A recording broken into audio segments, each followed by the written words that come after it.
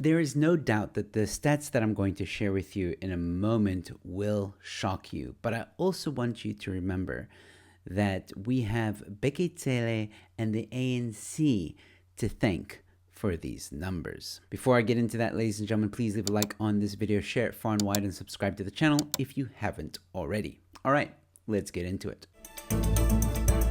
Criminals must taste you. Ma'am, can you give me protection from yourself?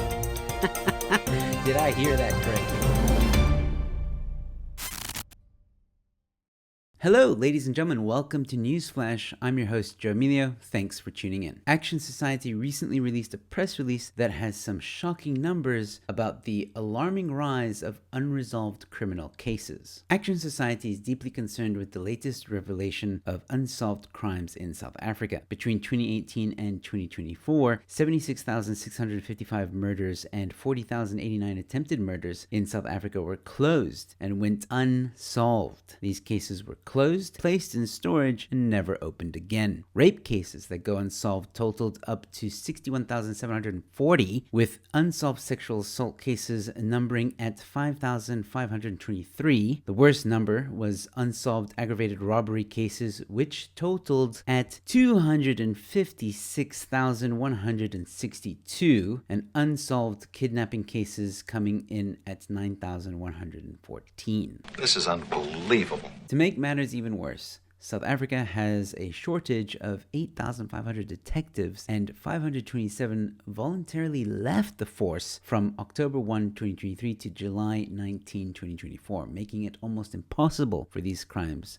to be solved. This is a massive issue. We have repeatedly stated that we need to stop focusing only on the poorly trained troops on the ground, but we need to ensure there are specialized personnel that can investigate these cases to the very end and bring justice to victims, said Action Society spokesperson Juanita Duprice. And I couldn't agree more. And it would seem we're putting more boots on the ground, but crimes are still going unsolved. And just take a moment to think about the victims and their families. I can't imagine what they're going through. And furthermore, not only do we have a shortage of detectives, which means other detectives have a mountain of cases to get through, the corruption issue is still a problem. Dockets go missing, or evidence is misplaced or disappears. Who knows if the DNA backlog is still a problem? What's even more concerning is the message that these numbers give to the South African public. There is no justice for South Africans. These numbers are the legacy of the ANC. I don't know if things are going to get better now that they are part of a GNU. I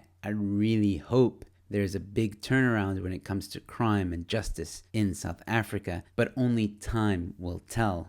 My fear is that South Africa doesn't have any more time. But let me know your thoughts in the comment section below, ladies and gentlemen. And while you're there, leave a like on this video, share it far and wide, and subscribe to the channel. I've got more content coming your way. And with all that being said, thank you for watching.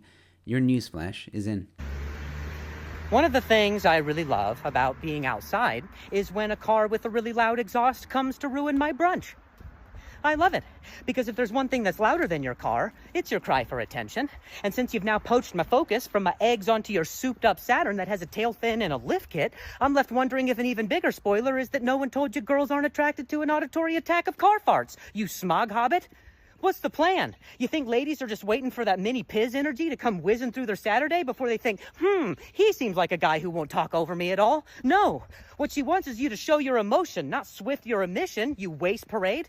And I don't know why every guy with the smallest shoe size has the largest carbon footprint, but maybe you try honing that manly emotion by going to therapy and throwing around the notion that the reason you drive so wild is because you're trying to outrun your own sexuality.